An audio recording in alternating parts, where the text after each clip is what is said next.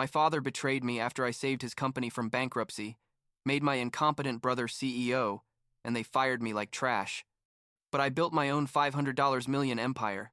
My brother went to prison for fraud and their company collapsed while I became everything they'll never be. I'm 29 years old. I work as CEO of my own tech company, and I need to tell this story because what happened 3 years ago basically taught me that family loyalty means nothing when there's money involved. I guess I should start from the beginning.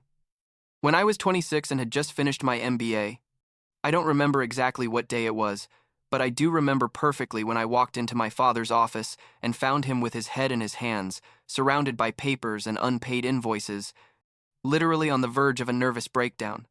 My father had founded that company like 20 years before, an enterprise software company that was successful at one point, but by the time I arrived with my freshly printed degree, it was basically in ruins. There were debts everywhere, furious clients because the products didn't work, employees who hadn't been paid on time in months, and my father simply didn't know what to do. I found him that day and he told me, "Julian, I think I'm going to have to file for bankruptcy." And I just stood there, thinking about all the years I'd spent watching my father build that. And I don't know. Something in me just couldn't let it fall like that.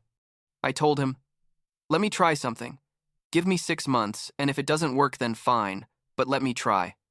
The thing is, my brother Nathan, who's 5 years older than me, never showed the slightest interest in the family business. He studied marketing or something like that, but basically spent his time jumping from job to job, always with grandiose plans that never materialized into anything concrete. But yeah, he was the older son, the charismatic one, the one who always knew what to say at family gatherings to make my parents feel proud. I was the nerd, the one who stayed up late studying, the one who asked uncomfortable questions at the table. You know, the typical son who does everything right, but somehow it's never enough. When I told my father I wanted to try to save the company, Nathan wasn't even in town. I think he was on some trip with his friends, because he was always traveling. My mother told me, "Oh, Julian, it's good that you're here to help your father, but don't stress too much." And I thought, don't stress too much? The company is literally about to go under. But well, that was always her way, everything very light, as if problems would solve themselves if you didn't mention them too much. The first 6 months were brutal. And when I say brutal, I mean working 16 hours a day, every day. No weekends, no vacations, no social life whatsoever. I moved to an apartment 2 blocks from the office, so I wouldn't waste time commuting. I reviewed every contract we had, every line of code in our products, every operational process. I discovered we had like $500,000 in invoices that had never been sent to clients because the billing system was completely disorganized. Literally. There were completed jobs from months ago that nobody had collected payment for because nobody kept proper records.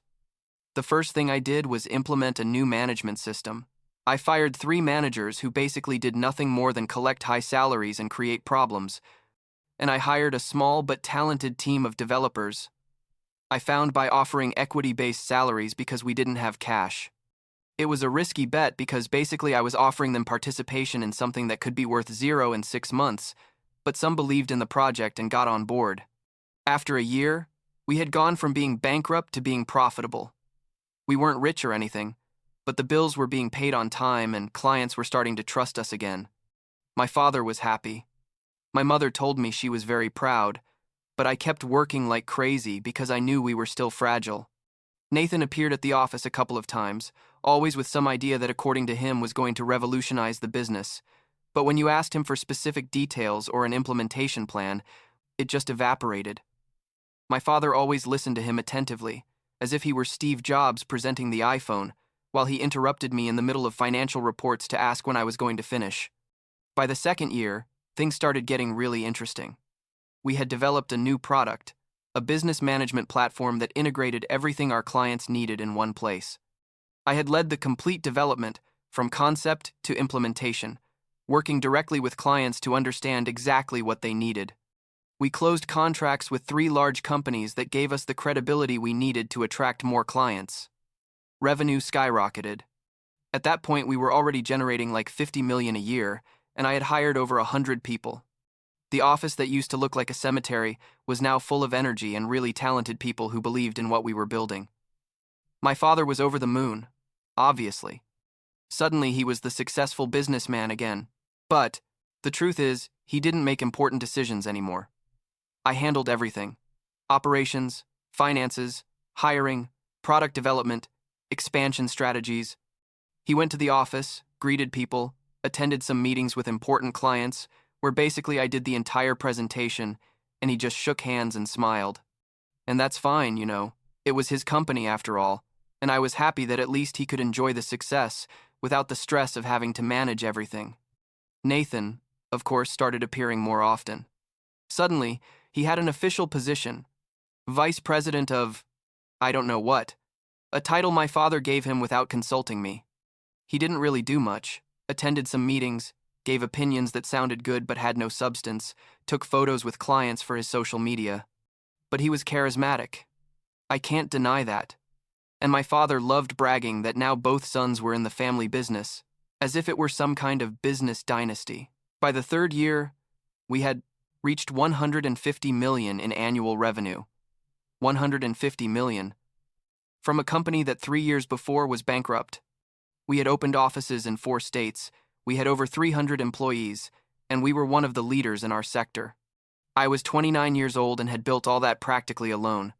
Well, with my team, obviously, but the vision, the strategy, the brutal work of making it reality, all that had been mine. It was in March of that third year when my father sent me an email saying he wanted to have a special shareholders meeting. I thought it was going to be to discuss the international expansion I had been proposing, or maybe to formalize some new corporate structure. The meeting was scheduled for a Friday at 3 in the afternoon, in the main conference room. I arrived with my presentation prepared, my financial projections, all the analysis I had been doing about opportunities in European markets. When I entered the room, the whole family was there. My father at the head of the table, my mother beside him, Nathan on the other side with a smile I didn't like at all. There was also our corporate lawyer and the main accountant. My father started with a speech about family legacy, about how the company had been his life for 20 years, about how he was proud to see it flourish again. I was sitting there thinking, okay, this is weird. Where is he going with all this? Then he said it. He said he had decided it was time to think about the future of the company, about the next generation of leadership, and that after much consideration and discussion with my mother and our advisors, he had decided that Nathan would be the new CEO of the company. I literally froze in my chair. For a second I thought I had heard wrong. That maybe he had said co-CEO or something. But no. He said Nathan would assume as effective CEO immediately, and that I would continue as co reporting directly to him. I don't know if you've ever felt that, the sensation of the floor disappearing beneath you, but that was exactly what I felt at that moment. Nathan was smiling like he had just won the lottery. My mother was looking at me with that please, don't make a scene expression, and my father was completely avoiding my gaze. I tried to speak. I tried to ask what was the logic behind that decision. What had Nathan done to deserve that position when I had been the one who had saved and built that company for 3 years, while he basically played at being an executive? My father cut me off before I could finish. He said Nathan had more leadership experience, that he was older, that he had the interpersonal skills necessary to take the company to the next level. Leadership experience. The guy who had never led anything more than his group of friends to a bar had more leadership experience than me, who had built and directed a team of 300 people and had multiplied the company's revenue by 30. But before I could fully process to what was happening, Nathan took the floor. With that calm and professional voice he used when he wanted to sound important, he started saying he had been reviewing some decisions I had made in recent months and that he had serious concerns. He pulled out a folder he had apparently prepared in advance, and started enumerating what he called irregularities.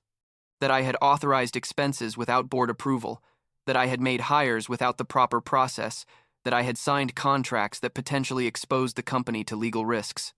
It was all garbage, completely taken out of context or outright lies, but he presented it in a way that sounded convincing if you didn't know the real details. My father was there, nodding his head, as if he finally understood something that had been happening behind his back. Nathan continued. saying that as new CEO, his first priority would be to implement stricter controls and ensure all decisions went through the appropriate channels.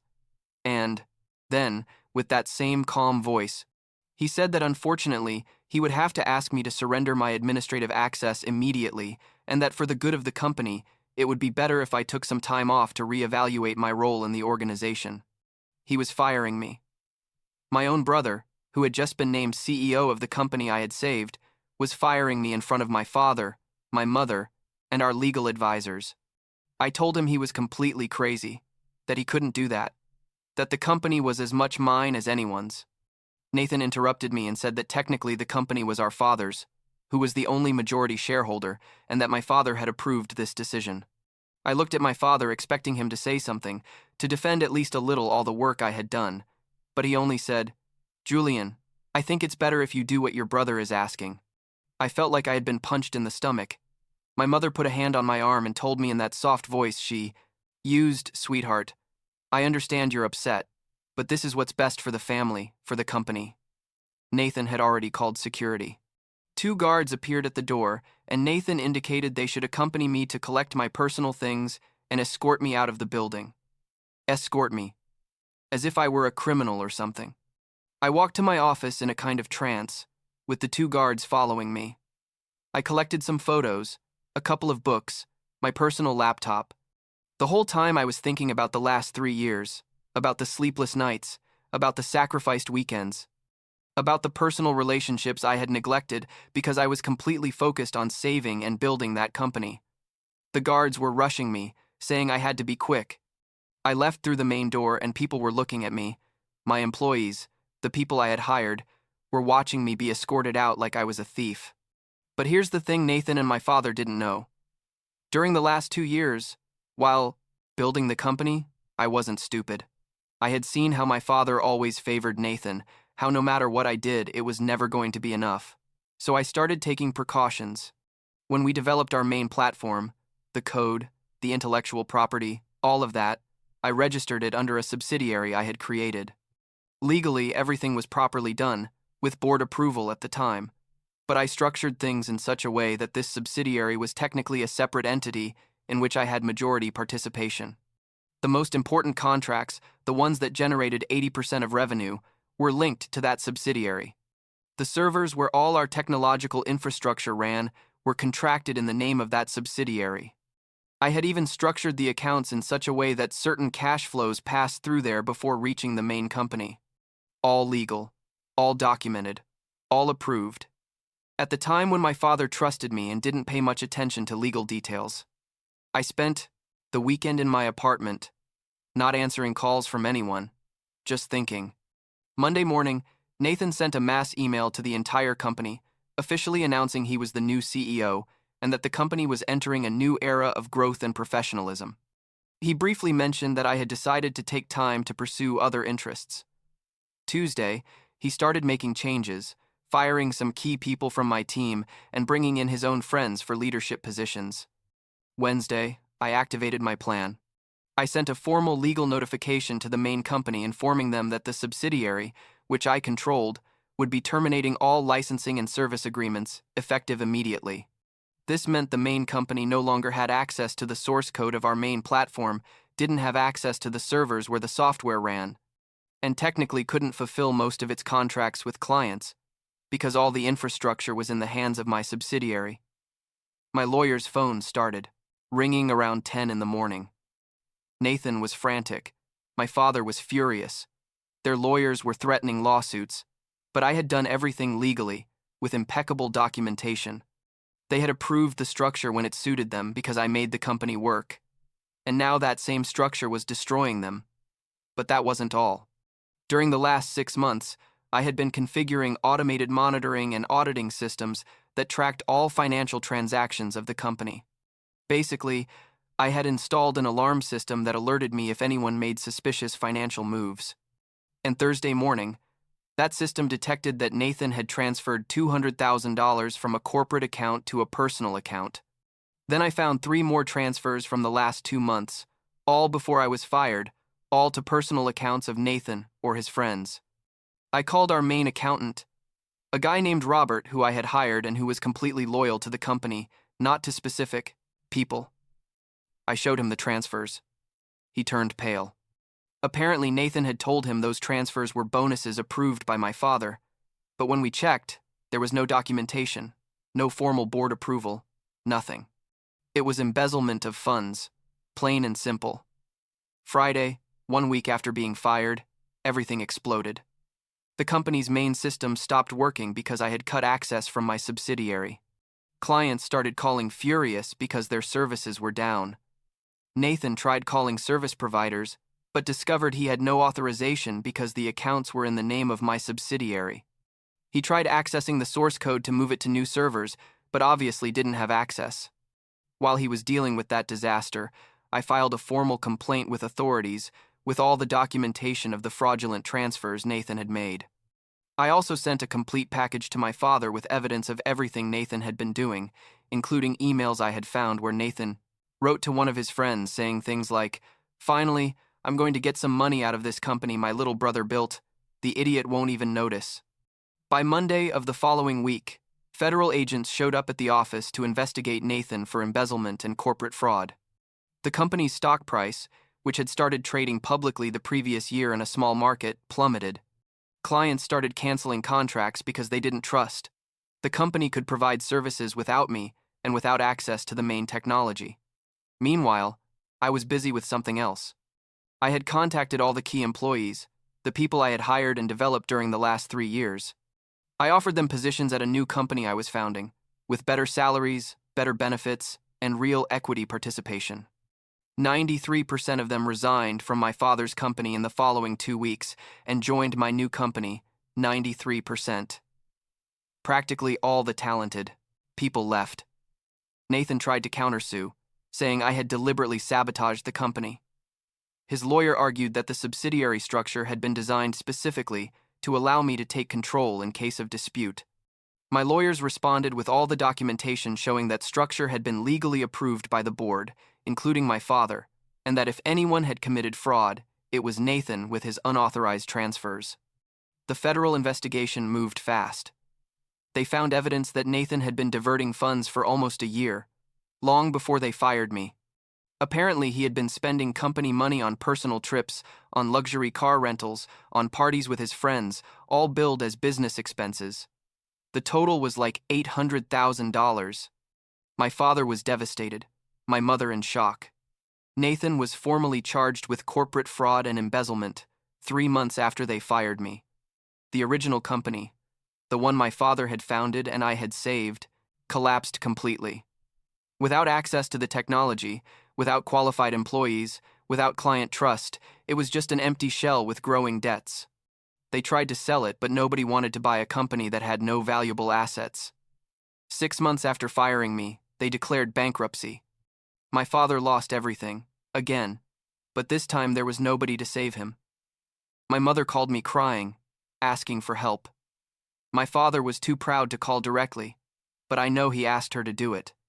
They told me they were sorry, that they had made a terrible mistake, that Nathan had deceived everyone. They wanted to know if I could help them financially, because they were in serious trouble. They had mortgages on their house trying to save the company, personal debts they had accumulated, and now Nathan faced criminal charges that required expensive lawyers. I agreed to meet with them at a neutral cafe, not at their house, not at my office. My father looked 20 years older than the last time I had seen him. My mother was nervous, trying to act as if this were a temporary situation we were going to overcome as a family. I told them I was willing to help, but with very specific conditions. First, they would sell their remaining shares in the bankrupt company to my new company for a symbolic $1, basically acknowledging they were worthless, but formalizing that they had no rights over what I had built. Second, any financial help I gave them would be treated as a loan with clearly established terms, not as a gift. Third, Nathan wouldn't receive a single cent from me for his legal problems. My father protested, said Nathan was still my brother, that family had to support each other in difficult times. I told him Nathan had deliberately destroyed something that had taken me 3 years to build, that he had stolen from the company, that he had humiliated me and fired me without any remorse. He wasn't my brother in any meaningful sense beyond the biological.